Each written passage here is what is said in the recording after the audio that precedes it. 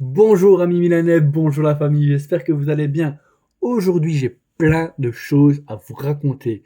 Alors, on va parler bien sûr de Kimin, on va parler de Nathan, on va parler de Dirtze, de Gila, on va parler de Ruben, on va parler de Mike Maignan, on va parler de Kostic, on va parler de Vlahovic.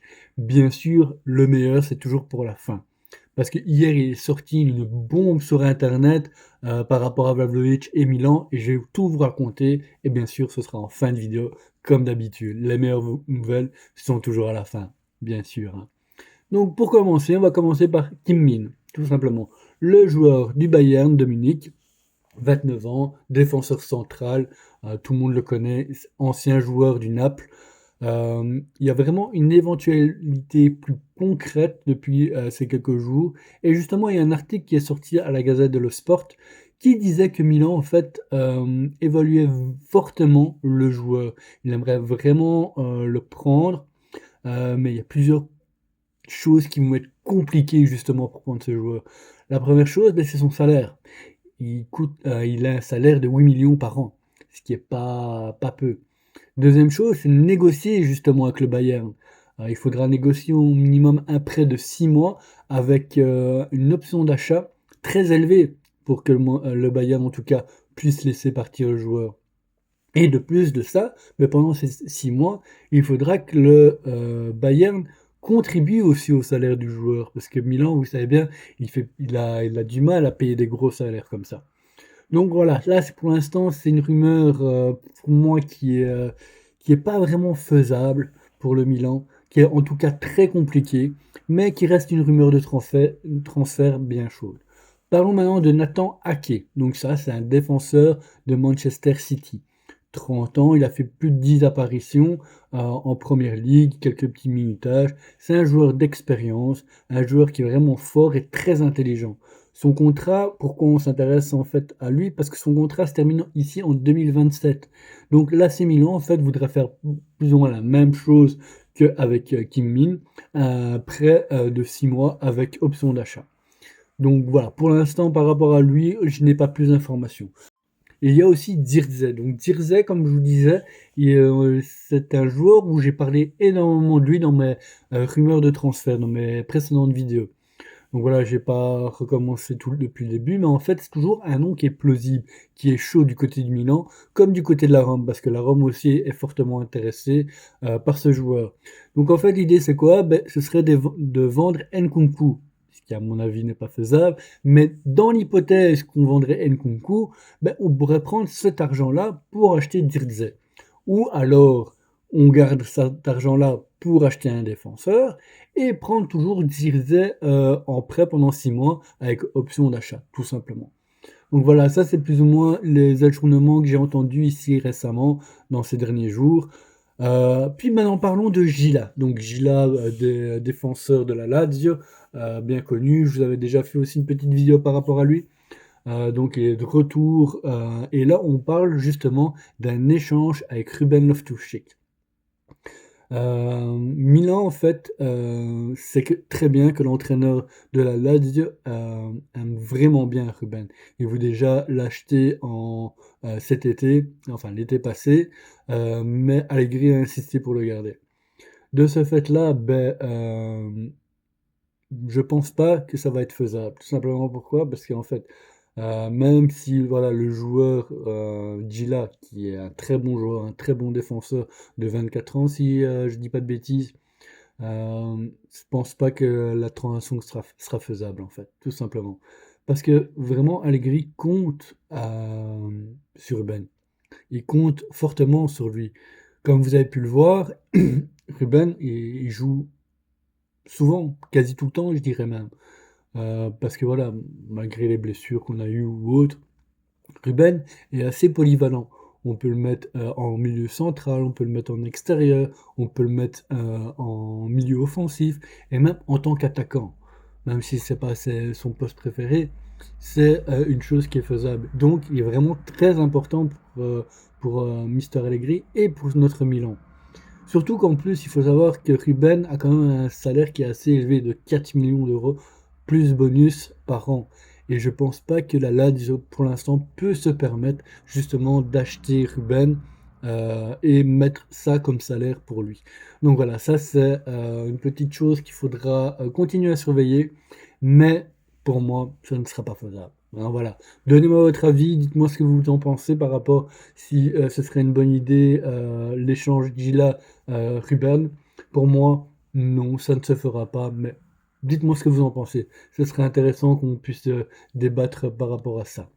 Parlons maintenant de Mike Maignan. Bah, comme depuis, un certain moment, vous le savez, on entend on attend que le joueur signe, en fait, son renouvellement de contrat et de plus en plus, il y a des voix qui sont vraiment encourageantes de ce côté-là pour son renouvellement. Comme j'avais déjà dit, dans une ancienne vidéo, c'est grâce aussi aux chroniqueurs italiens. Apparemment Milan aurait fait une offre sur la table que, Mike serait disposé directement à accepter, donc qui est de 5 millions plus 2 de bonus, par an. Le joueur, comme je dis, il serait OK, mais encore quelques petits détails vraiment à fignoler, pour que la signature se fasse concrètement. Donc à mon avis, on aura, des nouvelles dans les prochains jours. On l'espère, on croise les doigts. Parce que franchement, McMahon, c'est, même s'il plaît pas à tout le monde, c'est pour moi un des meilleurs gardiens du monde. Entre le top 10 et le top 5 mondial, franchement. Franchement. Maintenant, voilà. C'est mon avis, hein. Tout le monde a le droit à avoir son avis. Si vous n'êtes pas d'accord, ben dites-le, du moment que c'est toujours avec respect et politesse, hein. Moi, j'ai pas de souci avec ça. Parlons maintenant de Kostic. Donc c'est un jeune joueur, un attaquant de 18 ans, qui joue à Partizan Belgrade et ça aussi j'avais fait une vidéo il y a quelques semaines d'ici, par rapport à ce joueur-là que le Milan justement, va l'acheter pour un peu moins de 5 millions bonus compris. Donc le joueur, va signer sans problème, mais ne va pas jouer à Milan. Il va être prêté directement à Udinese pour qu'il puisse justement, faire un petit peu son expérience en Serie A et qu'il s'habitue avant de revenir chez les Rossoneri, tout simplement.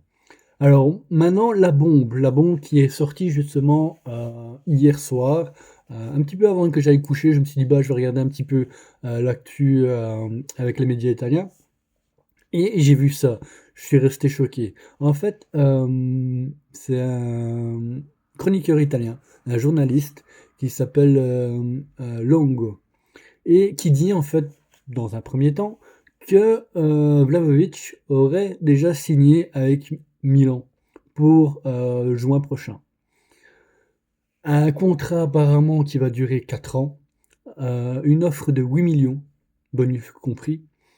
Donc qui, courrait jusqu'en 2030 avec, une option supplémentaire jusqu'en 2031. Puis après il se ravise un petit peu et il dit qu'en fait non, Milan n'a pas fait signer, mais il l'a déjà proposé sur la table aux joueurs. Alors, entre dire qu'il a déjà signé et qu'il a reçu le contrat, mais sans le signer, c'est des choses qui sont un petit peu, comment dire? Différentes totalement, vraiment totalement différentes. Pourquoi? Parce qu'en fait, entre la signature et le joueur qui va réfléchir, il y a un monde encore, de différence. Mais en tout cas, c'est en bonne voie. Milan a déjà proposé quelque chose à Vlahovic pour l'année prochaine. Maintenant, à voir si, le joueur va signer. Et c'est pour ça que juste avant, en fait, je vous parlais justement de Kostic. Kostic et Vlahovic, en fait, ils ont le même, manager. Et je pense aussi qu'il y a eu une petite combine avec ça. En disant peut-être, je sais pas, hein, voilà, c'est moi qui pense, il y a rien qui a été dit nulle part par rapport à ça. Mais voilà, moi je pense, maintenant dites-moi ce que vous en pensez, c'est qu'en fait Milan a acheté justement Kostic pour déjà avoir des bonnes relations avec le manager pour pouvoir enrouler Vlahovic en fin de saison.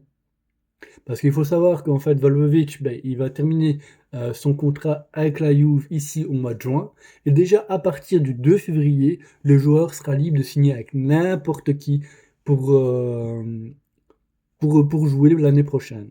Oui, en fait, tout simplement le 2 février, c'est la fermeture officielle des marchés de transferts hivernal. Donc voilà. Maintenant, à voir. Pour l'instant, j'ai pas eu vraiment aussi de confirmation par rapport à ça. J'aurais normalement pour être sûr de vous donner quelque chose de concret. Je regarde en fait Fabrizio Romani, qui est lui un chroniqueur spécialisé dans le mercato italien pour la Serie A. Et lui, franchement, il se trompe jamais. Mais il n'y a pas eu de vidéo, de nouvelles par rapport à ça. Il s'est encore rien dit. Donc vraiment prendre cette nouvelle avec des grosses pincettes. On verra bien pour la suite. De toute façon, dès qu'il y a des mises à jour à faire, ben je reviens et je fais une petite vidéo sans problème. Donc voilà. On se verra sûrement demain pour le match justement du Milan. Je crois qu'il joue contre Genoa, si je dis pas de bêtises. Il joue contre Genoa, ouais, à 20h45. Et voilà, je vous ferai sûrement un petit après match. Donc, mais ici, la conférence de presse, je la ferai pas parce que j'ai pas le temps. J'ai plein de choses qui sont prévues. Et là, voilà, j'ai pris vraiment le temps de faire une vidéo complète sur toutes les rumeurs. J'espère que vous l'avez apprécié. Moi, j'ai fait en tout cas le maximum pour vous donner des informations concrètes et pas vous dire du blabla pour dire de faire des vues. Ça ne m'intéresse pas du tout. Donc voilà. Comme j'ai oublié de vous dire en début de vidéo, et pourtant je le dis d'habitude, laissez-moi un petit like si vous avez apprécié ma vidéo et mon contenu. Laissez-moi un petit commentaire pour me dire de ce que vous pensez un petit peu de tout ce que j'ai dit, de Kostic, de Vlahovic, de McMahon, de Ruben, de Gila, de Zirze. N'hésitez pas, donnez-moi votre avis et votre avis, pardon, et toujours avec respect et politesse. C'est la chose la plus importante. Voilà. En tout cas, pour moi, aujourd'hui, c'est fini. Je vous souhaite une très belle journée. Forza Milan per sempre. Sempre insieme a te sarò, solo mai ti lascerò.